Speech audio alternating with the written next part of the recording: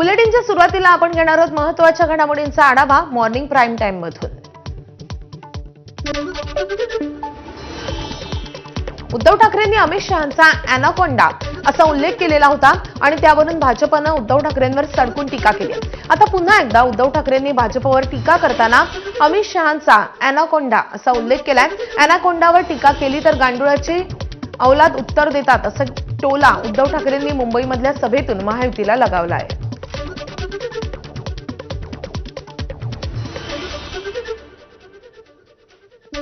हिवाळी अधिवेशनाच्या शेवटच्या दिवशी सभागृहात बोलताना उपमुख्यमंत्री एकनाथ शिंदेंनी अप्रत्यक्षपणे उद्धव ठाकरे यांच्यावर तोफ डागली आहे। सध्या चर्चेत असलेल्या धुरंधर चित्रपटातील डायलॉग्स म्हणत शिंदेंनी तुफान बॅटिंग केली आहे। आम्ही मुंबईचे रस्ते धुतले, तिचोरी कधीही धुतली नाही असं म्हणत उपमुख्यमंत्री एकनाथ शिंदेंनी उद्धव ठाकरेंवर टीका केली आहे।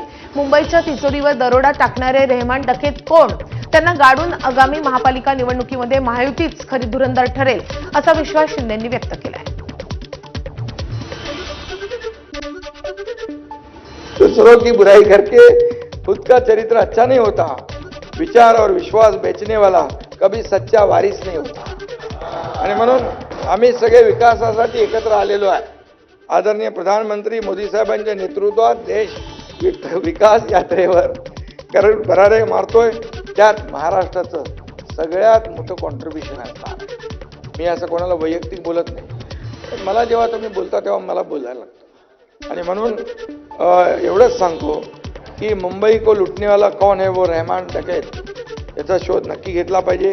इतिहासात असे अनेक डकैत रहमान डकैत अनेक आले आणि गेले पण, आणि असल्या रहमान डकैतांना पाणी पाजणारी धुरंधर महायुती आहे। जे महायुती हे ट्रेलर आहे, हे पिक्चर अभी बाकी आहे। आणि म्हणून काही लोकांचं अंगात नाही बळ आणि चिमटा काढून पळ अशी परिस्थिती काही लोकांची झाली। मी खाली बोललो, जेव्हा माझ्यावर टीका केली तेव्हा मी बोललोय। काही लोक पर्यटन करून गेले, सभापती महोदय, अरायवल आणि डिपार्चर पर्यटनासाठी आले। अरायवल आणि कोणी वैयक्तिक घ्यायची गरजच नाही, मी वैयक्तिक कोणा आरोप करत नाही। आणि आले फिरले गेले, ठीक आहे, चांगलं आहे। पण सभागृहामध्ये एकही प्रश्न न विचारणारे देखील सदस्य आपण पाहिले। आगामी मुंबई महापालिका निवडणुकीच्या तोंडावर राजकीय वातावरण चांगलंच तापलंय। उद्धव ठाकरेंनी भाजपवर मुंबई गिळायची असल्याचा घणाघात केला आणि त्यानंतर संजय राऊतांनी मुंबई आणि विदर्भ महाराष्ट्रापासून वेगळं करण्याचा भाजपचा डाव असल्याचा गंभीर आरोप केलाय। त्याला आता विधानसभेतच मुख्यमंत्री देवेंद्र फडणवीस यांनी उत्तर दिलंय। चंद्र सूर्य असेपर्यंत मुंबई महाराष्ट्रातच राहणार असल्याचं मुख्यमंत्री देवेंद्र फडणवीसांनी स्पष्ट केलंय आणि त्यामुळे आगामी महापालिका निवडणुकीमध्ये सत्ताधारी विरुद्ध विरोधक असा चांगलाच राजकीय सामना रंगणार हे मात्र स्पष्ट होत आहे।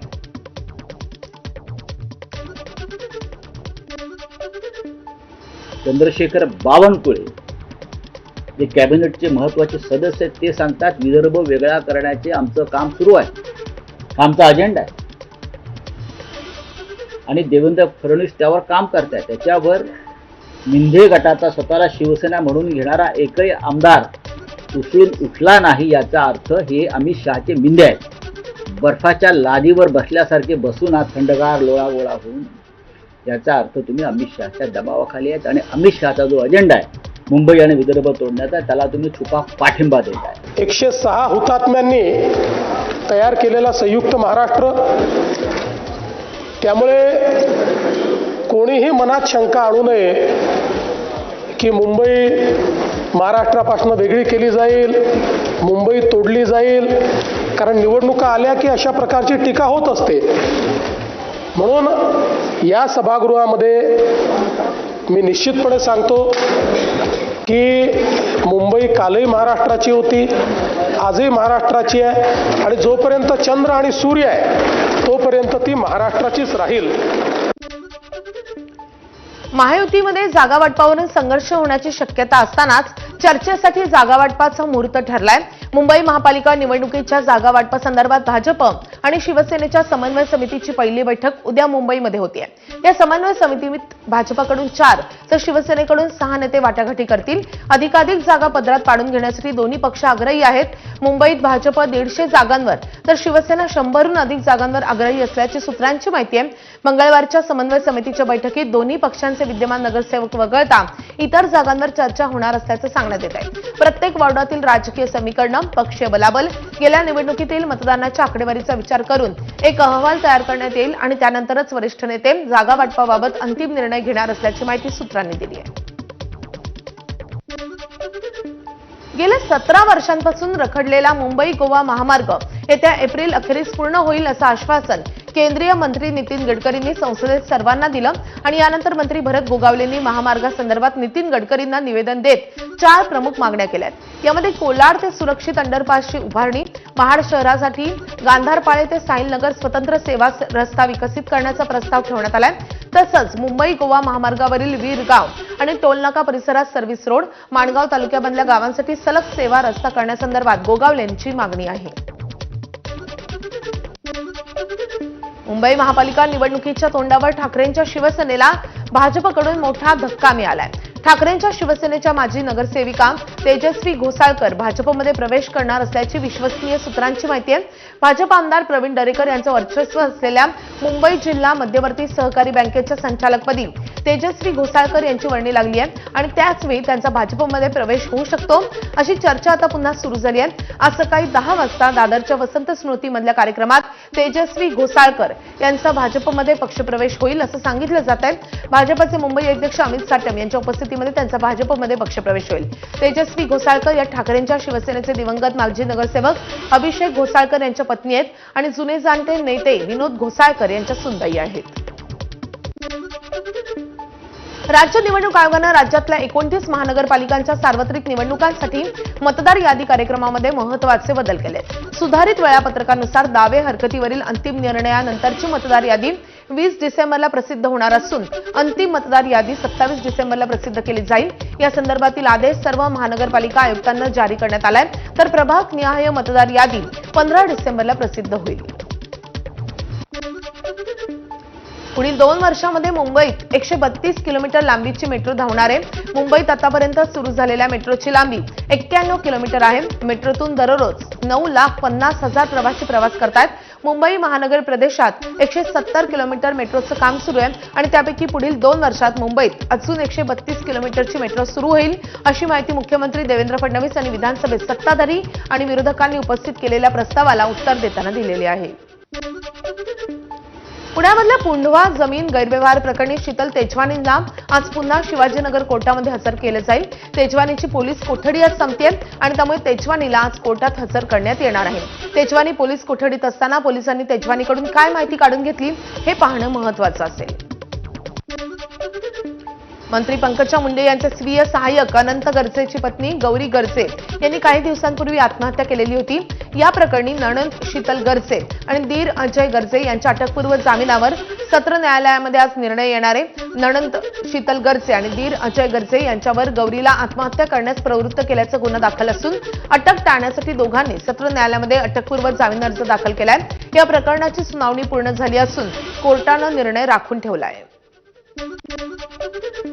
मुंबईच्या कांदिवली परिसरात पोलिसांना मारहाण केल्याचा व्हिडिओ समोर आलाय. कांदिवली पश्चिमच्या एकतानगरमध्ये हाणामारीमध्ये सहभागी असलेल्या लोकांना ताब्यात घेण्यासाठी गेलेल्या पोलिसांवर स्थानिक गुंडांनी हल्ला केलाय. घटनेनंतर कांदिवली पोलिसांनी सर्व गुंडांना ताब्यात घेतलंय. धुळे जिल्ह्याचं तापमान 6 अंशांवर येऊन ठेपलंय. या थंडीचा परिणाम जनजीवनावरही झालाय. या थंडीमुळे सकाळी बाहेर पडणाऱ्या नागरिकांची संख्या मोठ्या प्रमाणात कमी झाली आहे. पुढील काही दिवसात तापमान आणखीन खाली येणार असल्याची माहिती हवामान विभागाच्या वतीनं देण्यात आली आहे. धुळ्यातील थंडीचा आढावा घेतलेला आमचे प्रतिनिधी धनंजय दीक्षित यांनी. धुळे शहरासह जिल्ह्यात गेल्या काही दिवसांपासून कडाक्याच्या थंडीत वाढ झाल्याचं चित्र पाहायला मिळतंय आणि 6 अंशावरती जिल्ह्याचं तापमान जे आहे ती स्थिरावल्याचं पाहायला मिळत आहे आणि यामुळे सकाळी बाहेर पडणाऱ्यांची संख्या जी आहे ती काही प्रमाणात कमी झाल्याचं देखील चित्र पाहायला मिळतं. आता आपण ज्या ठिकाणी आहोत ते पांढरा चौपाटी आहे आणि या ठिकाणी आपण जर बघितलं तर शेकोट्या पेटू लागल्या आहेत आणि सकाळीच या थंडीचा आनंद घेण्यासाठी नागरिक सकाळी घराबाहेर पडतात आणि दुसरीकडे शेकोटे देखील पेटू लागले आहेत. यामुळे एकंदरीतच गेल्या काही दिवसांपासून कडाक्याच्या थंडीत झालेली वाढ लक्षात घेता जिल्ह्यातील तापमान खाली येण्यास सुरुवात झाली आहे आणि त्यामुळे थंडीमध्ये जी आहे ती वाढ झाल्याचं देखील चित्र पाहायला मिळतं आहे आणि त्यामुळे एकंदरीत याचा परिणाम जो आहे तो जनजीवनावरती देखील होतो आहे. दिवसभर थंडीची हुडहुडी आहे ती जाणवते आहे आणि यासोबतच त्यामुळे नागरिकांमध्ये देखील यामुळे काही प्रमाणात जनजीवनावरती परिणाम झाल्याचं पाहायला मिळतंय आणि पुढील काही दिवस ही थंडी जी आहे ती कायम राहणार असल्याचं सांगण्यात येत आहे. आणि एकंदरीतच आपण जर बघितलं तर रब्बी हंगामाची देखील सुरुवात झाली आहे. शेतकऱ्यांकडून रब्बी हंगामाची पिके देखील आता लागवड करण्यावरती भर दिला जातोय.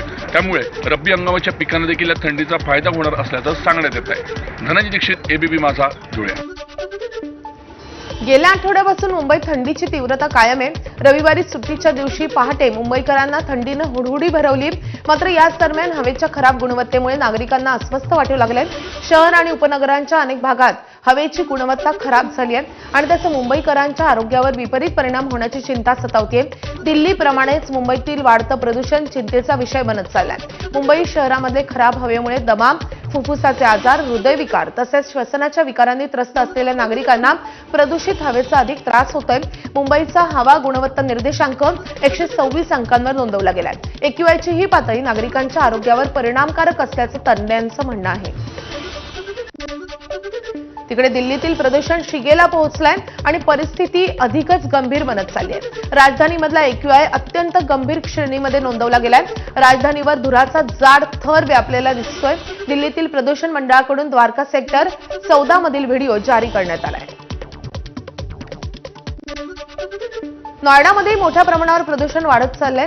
नोएडा आणि ग्रेटर नोएडामधील हवा विषारी झाली असून AQI 500 पेक्षा जास्त आहे. या पार्श्वभूमीवर नर्सरी ते इयत्ता 5वी पर्यंतच्या सर्व शाळा पुढील सूचना मिळेपर्यंत बंद ठेवण्याचा निर्णय घेण्यात आलाय.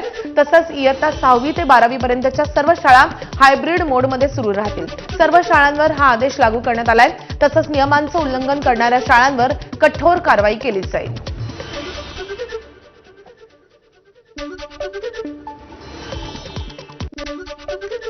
अर्जेंटिनाचा जगप्रसिद्ध फुटबॉलर लिओनेल मेसीचा आज भारत दौऱ्याचा तिसरा आणि शेवटचा दिवस आहे. आज मेसी दिल्लीमध्ये दाखल होईल. यावेळी तो मीट अँड ग्रीट कार्यक्रमामध्ये सहभागी होणार असून दिल्लीमधल्या फिरोजशाह कोटला स्टेडियममध्ये GOT कॉन्सर्ट आणि फुटबॉल कार्यशाळेमध्ये देखील सहभागी होईल. तसंच लिओनेल मेसी दुपारी राष्ट्रवादीचे नेते प्रफुल्ल पटेल यांच्या निवासस्थानी सदिच्छा भेट देणार असल्याची माहिती आहे.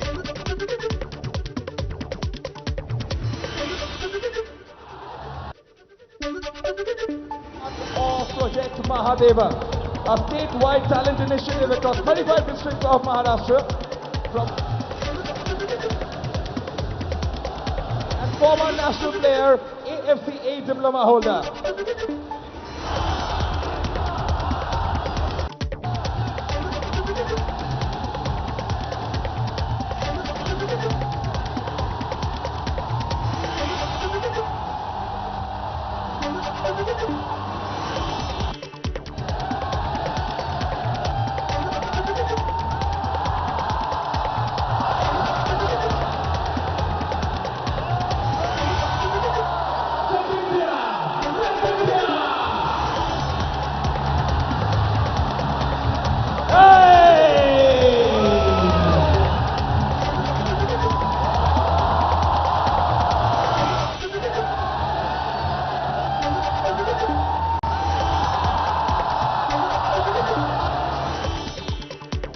या बातम्यांसोबतच या बुलेटिनमध्ये वेळ झालेली एका छोट्याशा ब्रेकची. कुठेही जाऊ नका, पाहत राहा एबीपी माझा.